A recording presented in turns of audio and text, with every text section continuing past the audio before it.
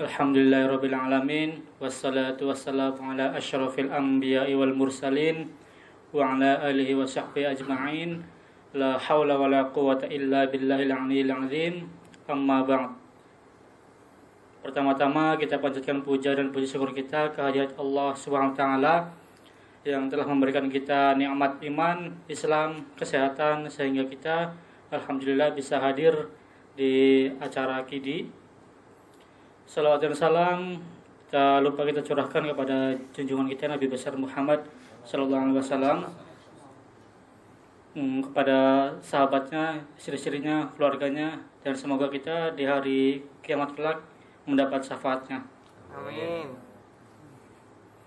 Pada kesempatan yang berbahagia ini sudah hadir di samping kanan saya Bapak Ustadz Rizky Firmansyah LCMA yang akan membagikan ilmunya dengan tema keistimewaan bulan Sya'ban. Sebelum acara kajian ini kita mulai, marilah kita melafalkan basmalah. Bismillahirrahmanirrahim. Waktu sampai 1:30, disisakan 10 menit untuk tanya jawab. Baik, kepada Ustadz Rizi kami persilahkan.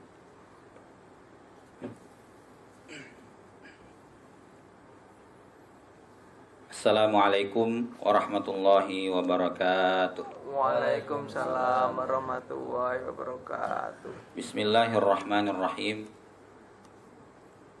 Alhamdulillahi rabbil alamin. Wa bini'matihi tatimmus shalihat.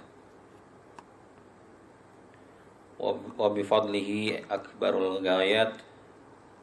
Assalatu wassalamu ala khairis sadat Sayyidina Muhammad Rasulillahi sallallahu alaihi wasallam wa ala alihi wa man tabi'ahu bi ihsan ila yaumil qiyamah. Amma ba'd. Bapak Ibu, sahabat-sahabat yang dirahmati oleh Allah Subhanahu wa taala, sebelumnya saya mohon maaf karena mungkin tadi saya telat datang. Memang karena perjalanan dari Mampang tadi menuju ke sini, di Mampang Perapatan itu ada perbaikan jalan, makanya di situ kurang lebih 1 jam tadi saya kena macet. Dan mudah-mudahan dengan keterlambatan ini Allah memberikan hikmah kepada kita semua. Jadi Bapak Ibu yang dirahmati oleh Allah Subhanahu wa taala, pertama-tama tentunya kita mengucapkan syukur kepada Allah Subhanahu wa taala karena pada siang hari ini kita masih diberikan kesehatan, diberikan umur yang panjang, dan tentunya masih diberikan kesucian jiwa untuk senantiasa menggali dan mempelajari ilmu-ilmu Allah Subhanahu wa taala yang menjadi bekal kita untuk kebahagiaan di dunia dan di akhirat. Selanjutnya salawat dan salam tak lupa pula kita aturkan kepada junjungan kita Rasulullah Muhammad sallallahu alaihi wasallam, yang mana beliau adalah merupakan panutan kita yang seharusnya kita mempelajari histori beliau mulai dari kehidupan sehari-hari sampai beliau menghadapi umat Islam, yaitu sahabat Rasulullah sallallahu alaihi wasallam. Bapak Ibu, sahabat-sahabat yang dirahmati oleh Allah Subhanahu wa taala, mengenai materi ini karena memang saya diminta oleh Ustadz Zulfikarullah untuk menggantikan beliau karena memang hari ini beliau tidak atau berhalangan datang ke sini. Jadi paling tidak saya ingin memberikan salah satu gambaran tentang bagaimana keistimewaan di antara keistimewaan yang terjadi di bulan Sya'ban. Bapak Ibu yang dirahmati Allah, kita sekarang masuk di bulan Sya'ban. Jadi bulan Sya'ban itu bulan keberapa dari Hijriah? Kita pasti selalu kalau bulan Hijriah itu menghitung dulu ya. Dihitung dari Muharram, Safar, Rabiul Awal, Rabiul Akhir, Jumadil Awal, Jumadil Akhir, Rajab ke-7, Sya'ban ke-8. Jadi Sya'ban itu merupakan bulan ke-8 dari bulan Hijriah. Nah, Bapak Ibu kalau berangkat menunaikan ibadah haji dan umrah, di stempel di imigrasi Arab Saudi itu tertulis di situ tanggal dan tahun Hijriah. Jadi mereka tidak menggunakan tahun Masehi. Biasanya di stempel itu tertulis 7 Sya'ban atau 7 garis miring 8. Nah, 8 yang dimaksud adalah bulan Sya'ban. Nah, Bapak Ibu yang dirahmati Allah, apa sih bulan Sya'ban itu ya? Jadi bulan Sya'ban sebenarnya seperti bulan-bulan yang lain di dalam bulan-bulan Hijriah. Jadi penentuan Hijriah Bapak Ibu, nama-nama di bulan-bulan Hijriah itu sebenarnya sudah ada sebelum masa Rasulullah SAW. Hanya ditetapkannya menjadi tahun Islam itu setelah Rasulullah SAW hijrah ya. Hijrah pun yang menentukan setelah Rasulullah wafat. Jadi kurang lebih sekitar 15 tahun setelah hijrah baru ditentukan di mana tanggal 1 Hijriah atau tahun pertama di tahun Hijriah, yaitu di masa kekhalifahan Umar ibn Khattab.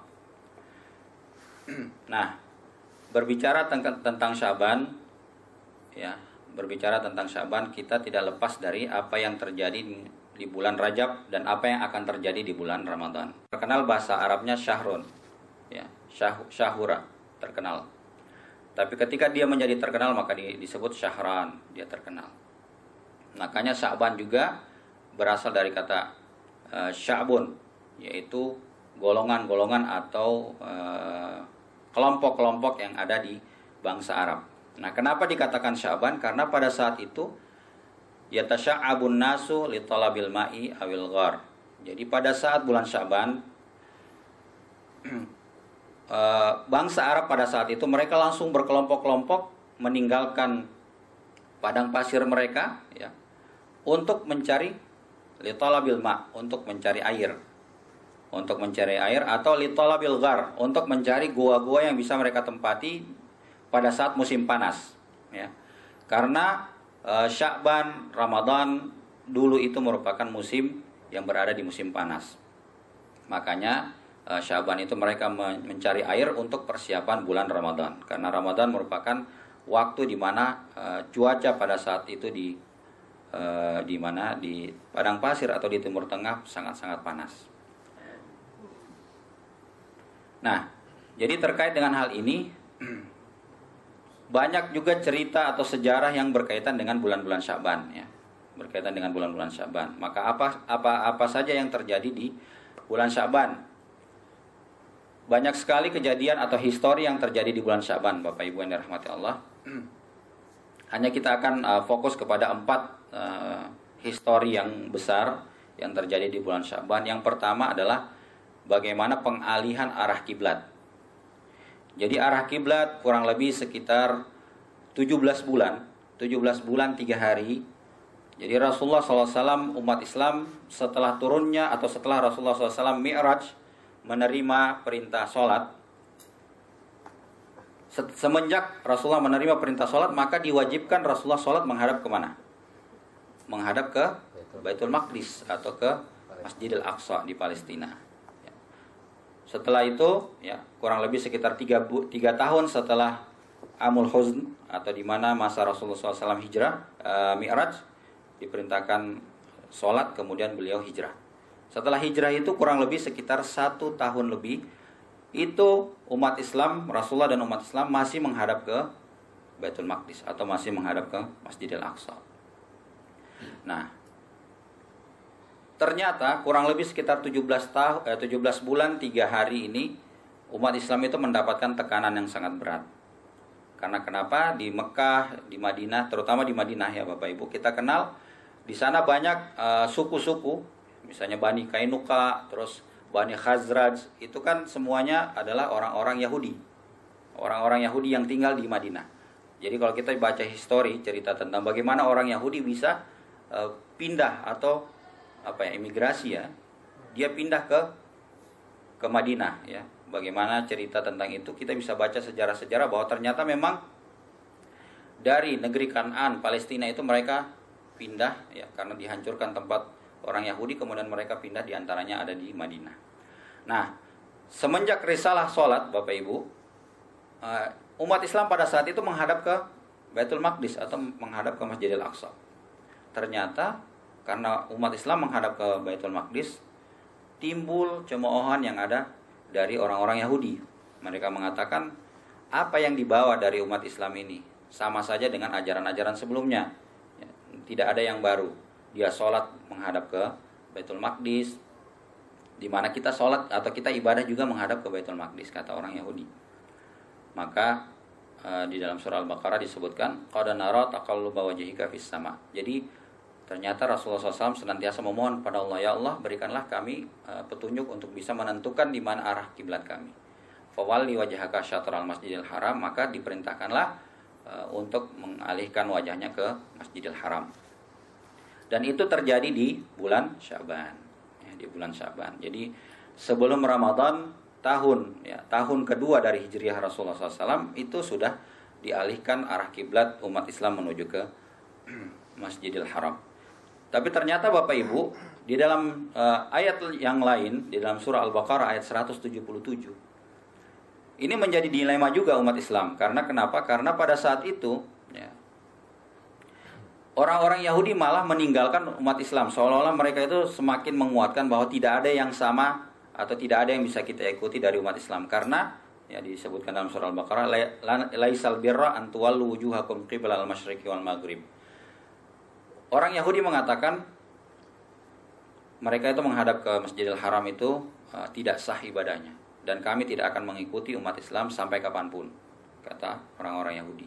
Kemudian orang Islam berhujjah, ya, orang-orang sahabat pada saat itu, justru ya, ketika kita menghadap ke Masjidil Haram, maka itu menguatkan kita tentang bagaimana kita seharusnya menghadap ke satu tempat yang dilakukan oleh Abul Anbiya, yaitu Nabiullah Ibrahim alaihissalam. Orang Yahudi mengatakan harusnya menghadap ke Baitul Maqdis karena para nabi dulunya menghadap ke Baitul Maqdis. Tapi umat Islam pada saat itu mengatakan tidak, seharusnya kita menghadap ke Baitullah Al-Haram karena disitulah kiblatnya Abul Anbiya, yaitu Ibrahim alaihissalam. Inilah perdebatan yang sengit setelah ditetapkannya arah kiblat. Kemudian Allah menurunkan, sesungguhnya mengarah ke timur dan mengarah ke barat itu bukan hal yang urgent. Yang paling penting adalah amanu billah wal malaikatihi wa kutubihi wa rusulihi wal yaumil akhir wa atal mala ala hubbihi. Ini semua disebutkan dalam surah Al-Baqarah ayat 177.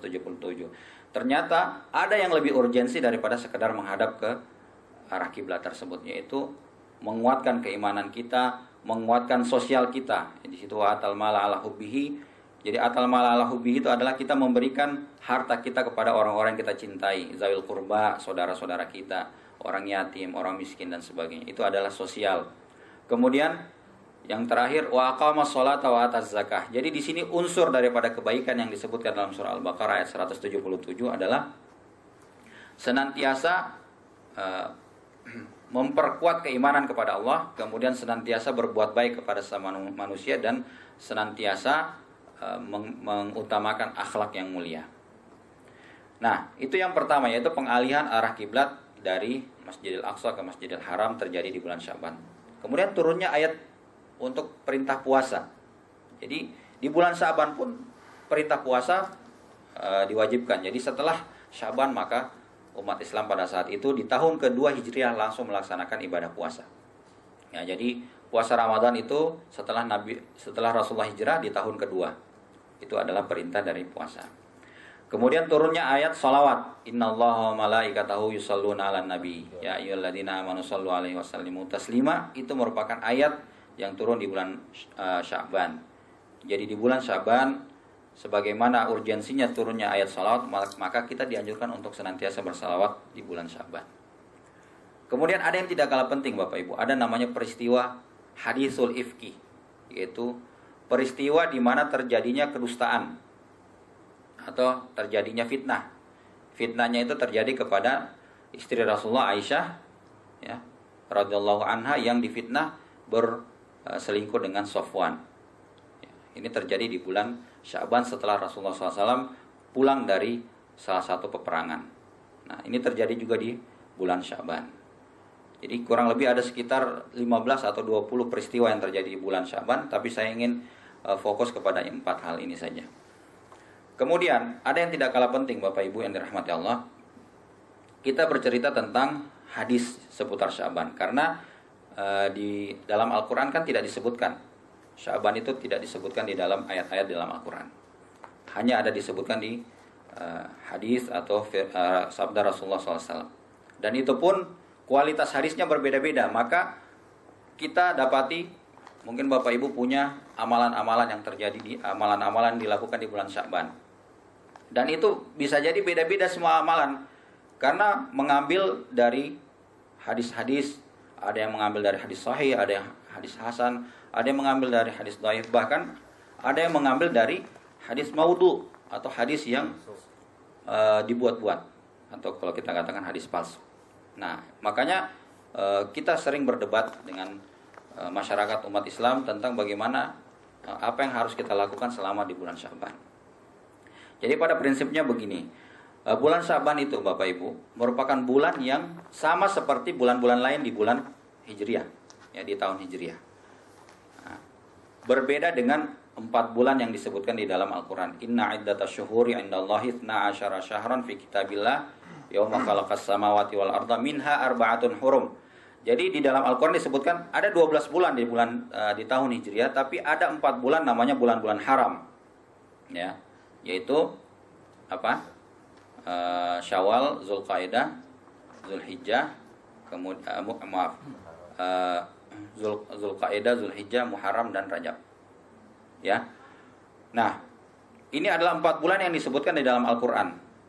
Rajab tidak disebutkan. Kemudian ada Syahrul Ramadan, ada bulan Ramadan. Berarti disebutkan bulan Rajab dan disebutkan bulan Ramadan.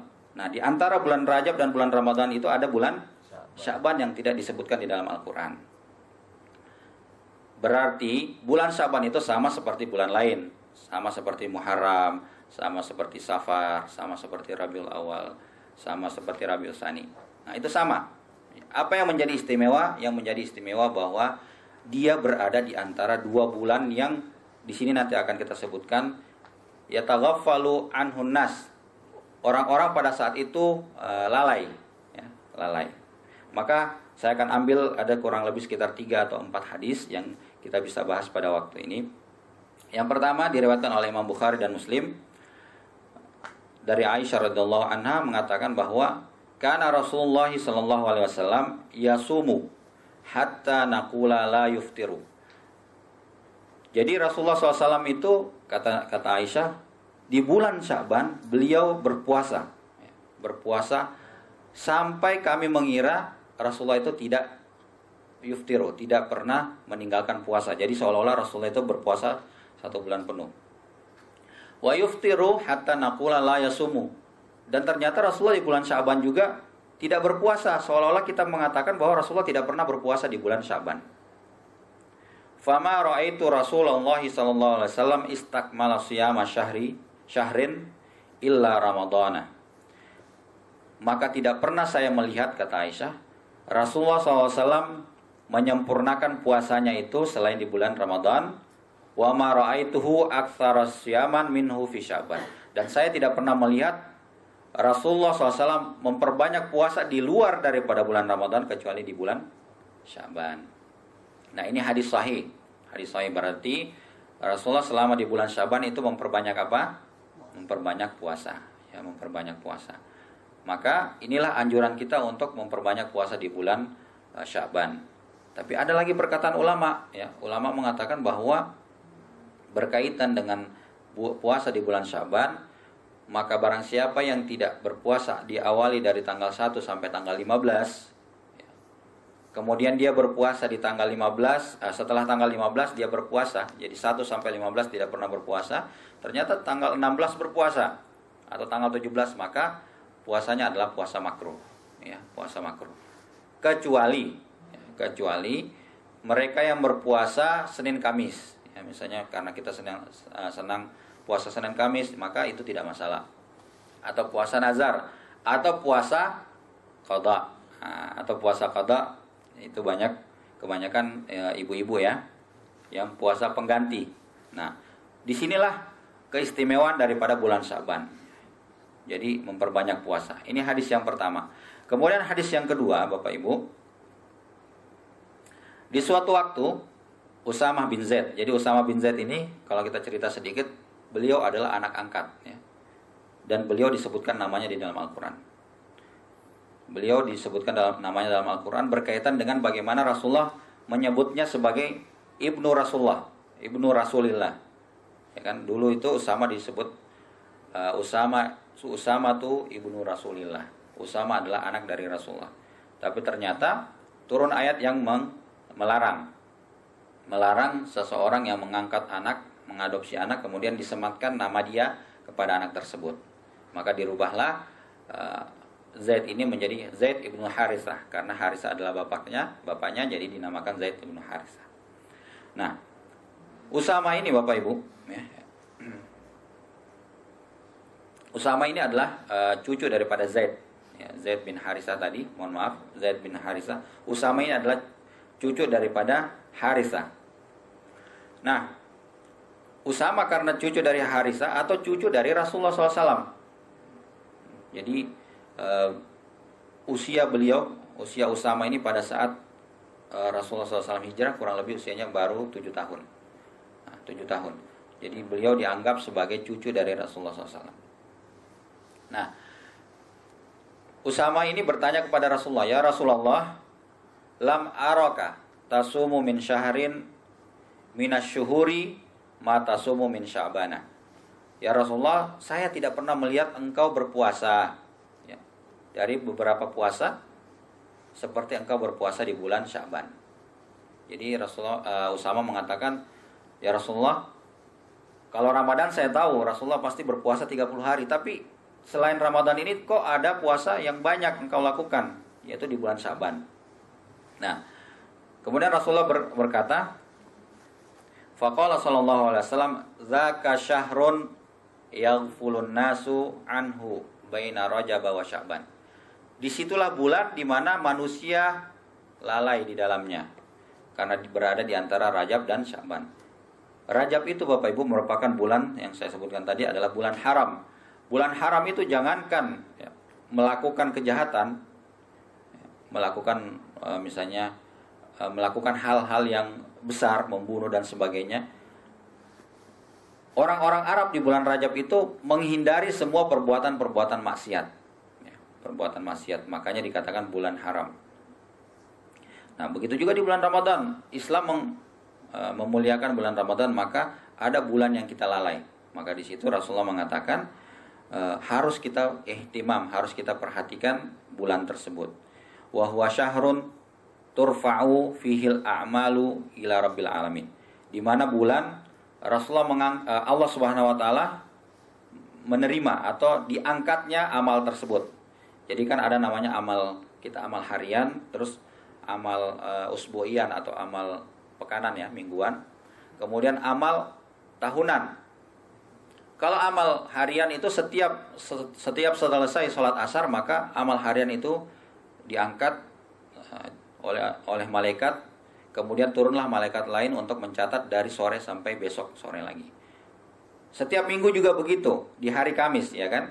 Kenapa Rasulullah SAW menganjurkan kita untuk puasa hari Kamis? Karena turfaul amal, pada hari Kamis juga amal diangkat ya, amal diangkat. Dan di tahunan begitu juga, di bulan Sya'ban maka amal diangkat oleh malaikat dan diberitakan kepada Allah Subhanahu wa taala.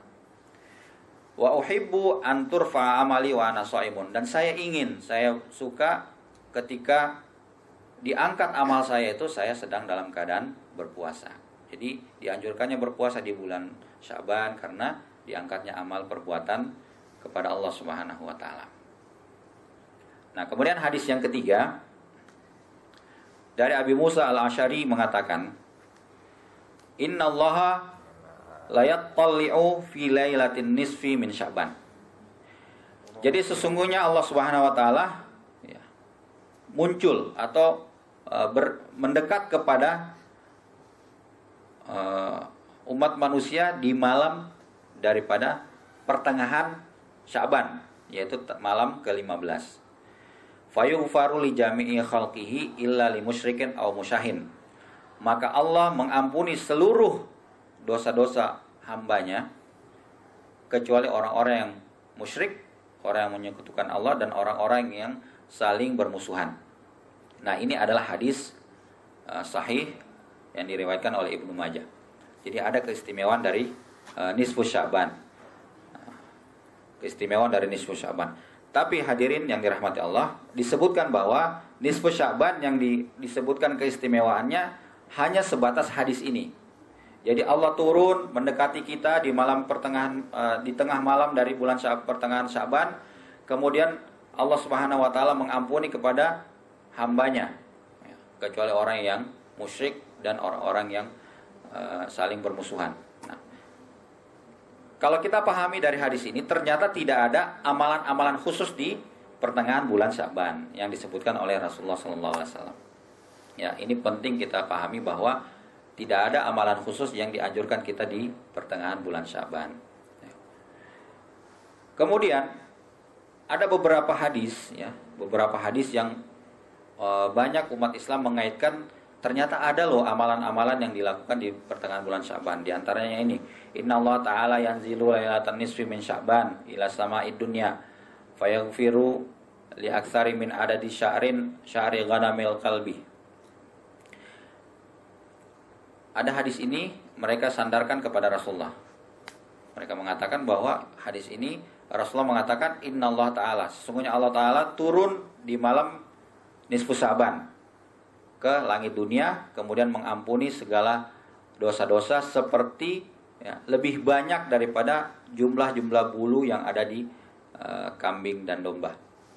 Jadi kalau kita nggak bisa hitung bulu-bulu di domba itu, sebanyak itulah ampunan Allah Subhanahu wa taala. Kata orang-orang yang mengatakan ini adalah hadis yang menguatkan amalan tersebut. Kemudian ada hadis lain yang mengatakan fi lailatin nisfi min Sya'ban yuhallahu ila malakil mauti yaqbidu kulla nafsin yuridu qabdaha fi tilka sanah. Ada juga mengatakan begini, di bulan Sya'ban itu ternyata Allah menetapkan kematian seseorang itu di bulan Sya'ban. Jadi jadikanlah di bulan Sya'ban itu kita melaksanakan ibadah karena ditetapkannya kematian kita. Maksudnya kalau kita ditetapkan mati misalnya 2 hari kemudian, maka ditetapkannya di bulan Sya'ban.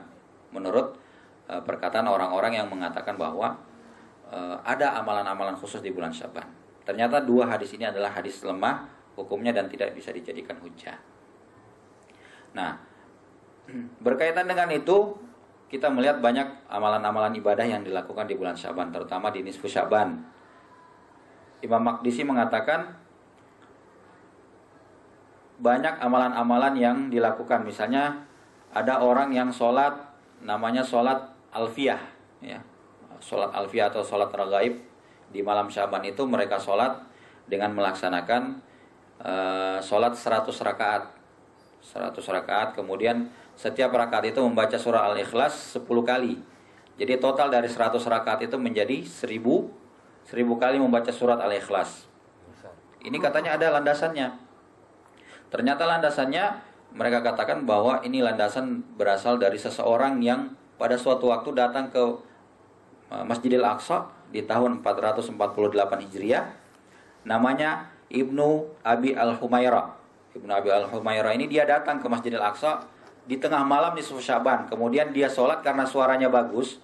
Ya, suaranya bagus ya, seperti siapa ya yang di kita suaranya bagus, maka ternyata orang-orang yang datang di situ di Masjidil Masjidil Aqsa itu ikut sholat di situ, dan kemudian banyak jamaahnya dan menjadi ritual yang dilakukan.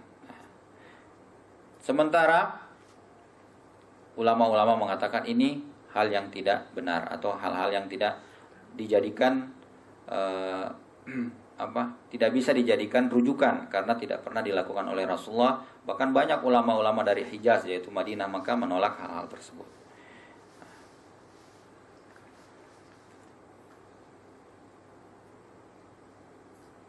Ada juga yang dikatakan dari Imam Nawawi. Ya, Imam Nawawi mengatakan begini. Imam Nawawi dalam Syarh Muwazzabnya atau kitab Al-Majmu', ada yang dikatakan dengan sholat raghaib. Sholat raghaib itu adalah sholat 12 rakaat di antara maghrib dan isya. Itu terjadi di awal malam Jumat, ya, malam Jumat di bulan Rajab. atau sholat nisfu dari 100 rakaat. Jadi ada sholat ragaib itu di malam Rajab, ada sholat nisfu Syaban itu 100 rakaat yang sebagaimana saya sebutkan tadi.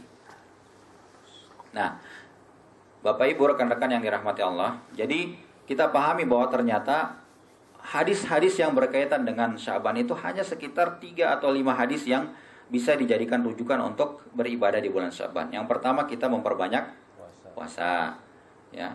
Kemudian bagaimana kita memperbanyak doa di malam bulan Rajab, bulan Syaban, di malam bulan Syaban, tapi tidak ditentukan amalan apa yang harus kita lakukan, ya. Bisa saja kita lakukan qiyamul lail, ya. Tapi qiyamul lail seperti qiyamul lail biasa, yaitu sholat tahajud 2 rakaat, sholat tahajud 4 rakaat sampai 8 rakaat, ya. Sholat witir dan sebagainya, kemudian berdoa kepada Allah Subhanahu wa taala. Nah, kenapa di malam nisfu Syaban itu, ya, di malam nisfu Syaban dianjurkan kita beribadah di malamnya? Nah, karena Nabi mengatakan yughfalu anhun nas. Disitulah manusia-manusia lalai terhadap beribadah kepada Allah Subhanahu wa taala.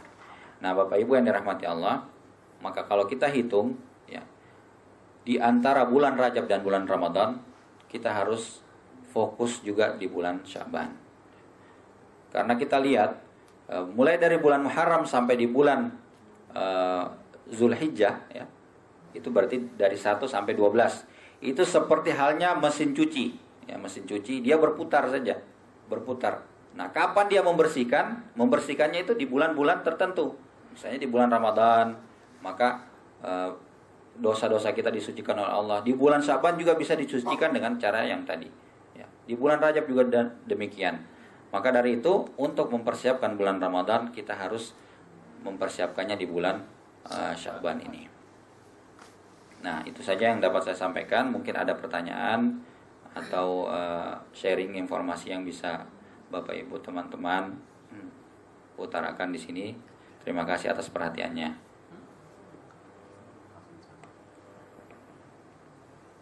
Baik, alhamdulillah baru saja kita mendengarkan keterangan dari Ustadz tentang keistimewaan bulan Syaban. Sedikit saya simpulkan apa yang tadi saya sampaikan. Ini untuk di bulan Syaban, diantaranya ada peristiwa-peristiwa, diantaranya ini 4. Yang pertama yaitu pengalihan arah kiblat. Yang kedua turun ayat puasa Ramadan. Yang ketiga turun ayat sholawat. Dan yang keempat peristiwa ifki atau terjadi fitnah atau kedustaan. Dan untuk keistimewaannya itu diantaranya kita harus memperbanyak puasa, lalu diangkatnya amal perbuatan, dan yang ketiga Allah turun di pertengahan malam Syaban dan mengampuni hamba-hambanya kecuali orang-orang yang musyrik. Mungkin dari teman-teman ada yang mau ditanyakan tentang materi yang tadi disampaikan?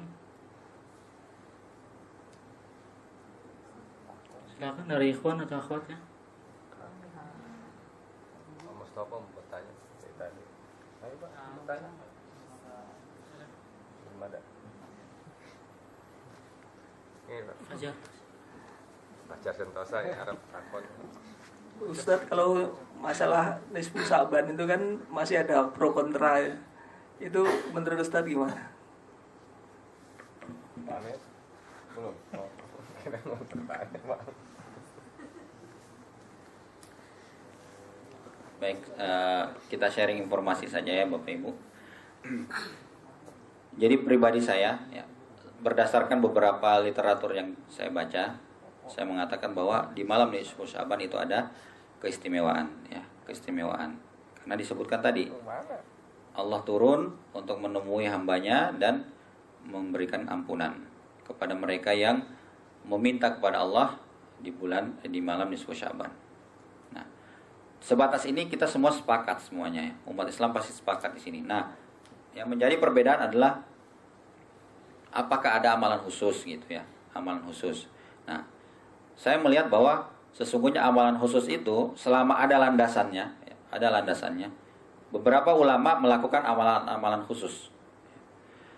Melakukan amalan-amalan khusus dan mereka secara berurutan menisbahkan amalan tersebut kepada ulama-ulama sampai kepada sahabat Rasulullah SAW. Itu kalau bisa dipertanggungjawabkan silahkan dilakukan. Tapi kalau hanya mengikut ya, makanya dalam Islam itu ada namanya ittiba dan taklid ya. Atau ittiba dan i'tiqad atau taklid. Jadi ada yang mengikut dengan ilmu, ada yang mengikut dengan tanpa ilmu. Nah, yang salah adalah taklid ya. Taklid itu mengikut tanpa ilmu. Misalnya kita disuruh ke sana. Ngapain ke sana? Ikut saja ya. Itu berarti kita taklid. Tapi kalau ditanya kamu harus ke kanan. Kenapa ke kanan? Karena alasannya ini, maka diikutkan ke sana. Jadi amalan ibadah di nisfu Syaban itu karena memang secara eksplisit Rasulullah tidak pernah menyebutkan, maka boleh saja kita melakukan amalan-amalan tertentu selama itu ada rujukannya. Ya, rujukannya yang menguatkan. Kalau tidak ada rujukannya, misalnya sekarang kan banyak kalau di malam nisfu Syaban itu mereka datang ke masjid kemudian bawa air ya. Kemudian baca apa dan segala macam. Ini tidak ada literatur yang menguatkan hal tersebut. Tidak pernah sahabat Rasulullah, tidak pernah para salafus saleh melakukan, tidak pernah ulama-ulama terdahulu melakukan, kemudian ini terjadi. Nah, kalau yang hal seperti ini tidak bisa dipertanggungjawabkan, maka kita harus jauhkan. Ataukah misalnya di malam nisfu Syaban semua satu daerah, satu kampung ini sepakat untuk menghidupkan malam dengan sholat tahajud berjamaah, itu boleh saja ya, boleh saja karena ingin mendapatkan kemuliaan nisfu Syaban. Hanya saja mereka tidak mengkhususkan di malam tersebut, mereka senantiasa sholat malam, tapi karena memang ingin menghidupkan nisfu Syaban, mereka datang bersama-sama untuk sholat tahajud dan tidak ada amalan-amalan lain selain sholat tahajud tersebut. Itu boleh. Kalau prinsip saya seperti itu. Baik, ada lagi dari akhwatnya mungkin?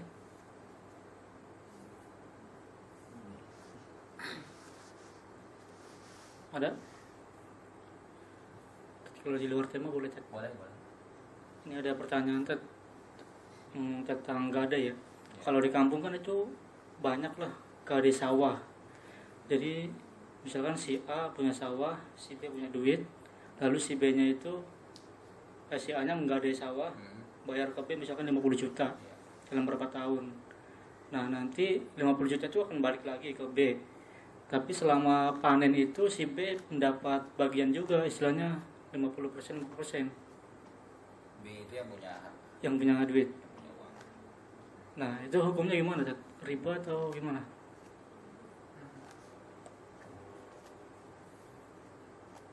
Ya, jadi yang pertama itu namanya hukum dalam Islam qard ya. Qard itu meminjamkan sesuatu dengan ada imbalan. Itu bisa ya, bisa. Hanya memang menjadi persoalan sekarang dengan perjanjian hal tersebut ya, dengan perjanjian misalnya tadi hasil dari sawah itu yang meminjamkan ya, yang meminjamkan harta juga dia dapat hasil dari sawah ya. Hasil dari sawah. Nah, yang pertama kita lihat dulu akad perjanjiannya. Kalau akad perjanjiannya misalnya tadi dengan sistem saya berinvestasi loh, investasi jadi namanya dalam hukum muamalah itu harta saya ini saya keluarkan untuk investasi untuk sawah tersebut. Tapi digunakan oleh orang lain tadi kan yang punya sawah kan. Nah, dari investasi itu seharusnya memang dia bisa dapat dengan prinsip tidak ada yang dirugikan, karena memang kan dia tidak mengambil dari bunga daripada uang yang dia pinjamkan tadi kan. Kan berbeda dengan sekarang sistem gadai yang ada, pinjam menggadaikan handphone. Terus pembayarannya itu dari harga handphone yang dia dikasih uangnya dikembalikan lebih banyak. Itu kasusnya beda. Kecuali misalnya tadi dia minta, saya nggak mau hasil daripada sawah itu, saya ingin nanti uang yang kamu kembalikan lebih. Nah, itu kalau menurut saya kasusnya beda dan yang satu tidak boleh, yang satu boleh. Kalau prinsip saya seperti itu.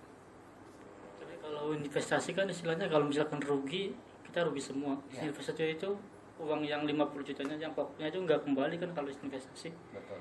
Kalau ini gadai dia kembali. Jadi 50 juta itu dia tetap dapat. Nah, yang itu yang setiap tahun panen itu 2 kali dia dapat juga. Dapat juga.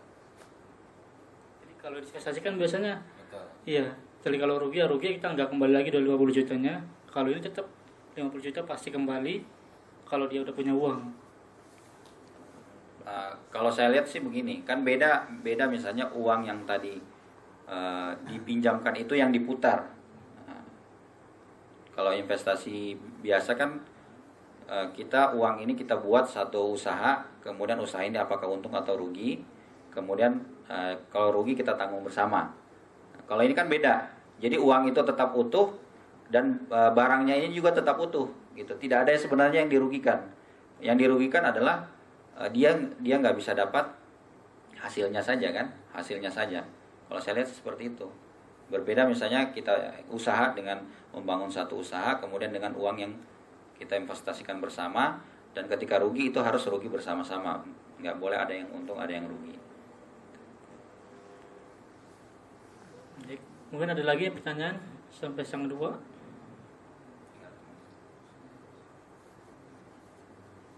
Mbak Santi, Mbak Heni.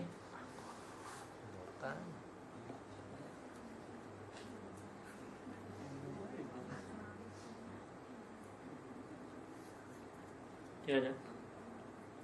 Baik, jika tidak ada, mari kita akhiri untuk kajian ini. Semoga ilmu yang diberikan, yang disampaikan dari Pak Ustadz bisa kita amalkan untuk kita sehari-hari dan menjadi ilmu yang berkah. Marilah kita tutup kajian ini dengan baca alhamdulillah, alhamdulillahirobbilalamin. Doa kafaratul majlis. Subhanallahumma wa bihamdika asyhadu an la ilaha illa anta astaghfiruka wa atubu ilaik. Sekian dari saya. Wassalamualaikum warahmatullahi wabarakatuh. Waalaikumsalam warahmatullahi wabarakatuh.